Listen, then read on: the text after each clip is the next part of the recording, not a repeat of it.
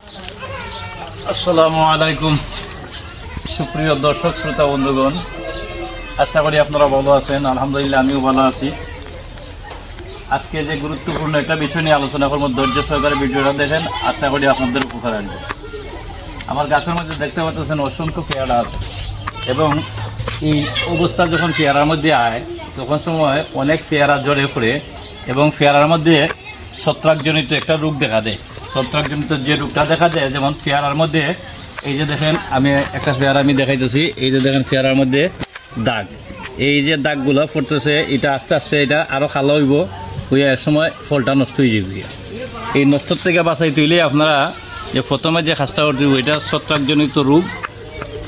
এটার মধ্যে দুইটা সমস্যা দেখা দিছে। এটার মধ্যে দুইটা সমস্যা, একটা হলো গিয়া এই যে দেখেন এটা ছত্রাকজনিত রোগ, আর এই যে দেখা যায় এটা পোকামাকড়ের আক্রমণ।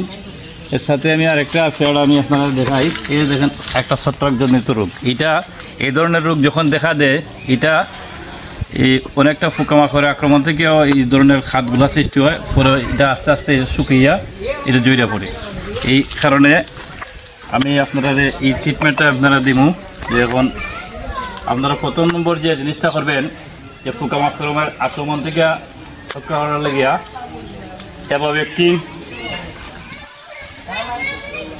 অ্যাবাভেক্টিন আপনারা স্প্রে করবেন। আর দ্বিতীয়ত যে ছত্রাকজনিত রোগগুলো দূর করার লাগিয়া আপনারা কার্বনডাজিম আপনারা স্প্রে করবেন। এই কার্বনডাজিমটা স্প্রে করবেন। আর ফলগুলো দ্রুত বাড়ানোর জন্য আপনারা পরবর্তীতে এক সপ্তাহ পরে আপনারা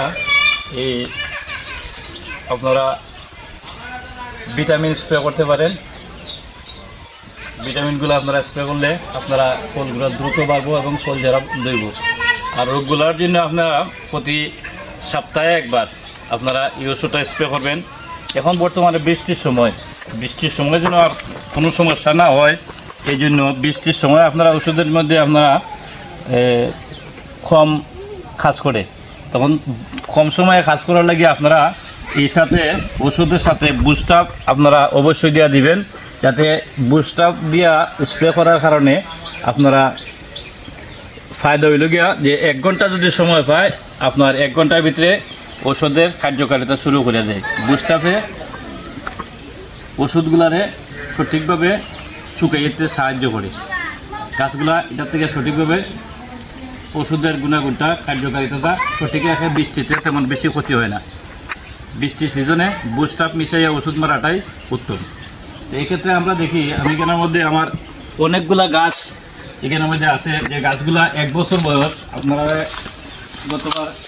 গতবার সিজনে আমি যে পেয়ারা গাছগুলো রোপণ করছিলাম, দেখেন আমার এটা হলো গতবার লাগাইছি 1 বছরের গাছ।